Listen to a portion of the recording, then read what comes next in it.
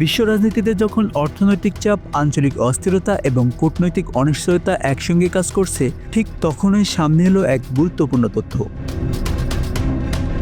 পাকিস্তান ও Saudi আরবের মধ্যে আলোচনা চলছে প্রায় $2 বিলিয়ন আর্থিক সহায়তাকে একটি উচ্চমানের প্রতিরক্ষা প্রযুক্তি সহযোগিতায় রূপান্তর করার বিষয়ে। এই উদ্যোগ শুধু দুই দেশের সম্পর্ক নয়, বরং দক্ষিণ এশিয়া ও মধ্যপ্রাচ্যের ভবিষ্যৎ কৌশলগত ভারসাম্য নিয়েও গুরুত্বপূর্ণ বার্তা দিচ্ছে।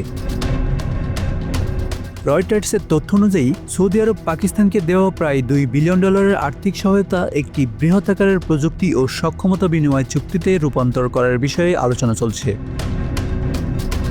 সূত্রগুলো বলছে, সম্ভাব্য মোট প্যাকেজের মূল্য হতে পারে প্রায় $4 বিলিয়ন। এর সঙ্গে যুক্ত হতে পারে অতিরিক্ত প্রযুক্তি, প্রশিক্ষণ এবং রক্ষণাবেক্ষণ সুবিধা।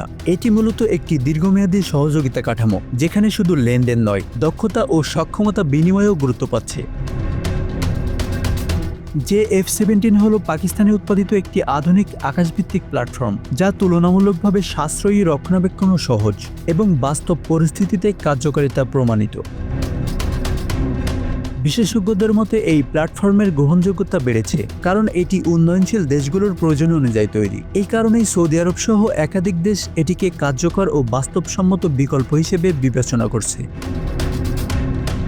সৌদি আরব সাম্প্রতিক বছরগুলোতে তাদের আন্তর্জাতিক নিরাপত্তা ও অংশীদারিত্ব নীতিতে পরিবর্তন আনছে, কারণ মধ্যপ্রাচ্যে দীর্ঘদিনের নির্ভরতার সমীকরণ বদলাচ্ছে। কিছু বৈশ্বিক শক্তির ভূমিকা নিয়েও অনিশ্চয়তা তৈরি হয়েছে, ফলে রিয়াদ এখন চাইছে আঞ্চলিক অংশীদারদের সঙ্গে সরাসরি সক্ষমতা বিনিময়, পাশাপাশি বহুমুখী কৌশলগত সম্পর্ক গড়ে তোলা।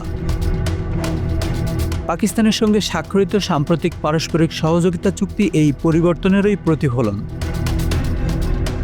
পাকিস্তান বর্তমানে তীব্র অর্থনৈতিক চাপে রয়েছে এবং আন্তর্জাতিক আর্থিক সহায়তার উপর নির্ভরশীল। এমন পরিস্থিতিতে দেশটি চেষ্টা করছে নিজস্ব শিল্প ও প্রযুক্তিকে আন্তর্জাতিক বাজারে তুলে ধরতে, সহায়তার বদলে বাণিজ্যভিত্তিক সম্পর্ক গড়ে তুলতে। সৌদি আরব এর আগেও একাধিকবার পাকিস্তানকে আর্থিক স্থিতিশীলতা বজায় রাখতে সহায়তা করেছে।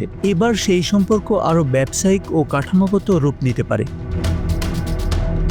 Asanur Rahman Mithu, Bangla affairs, news desk.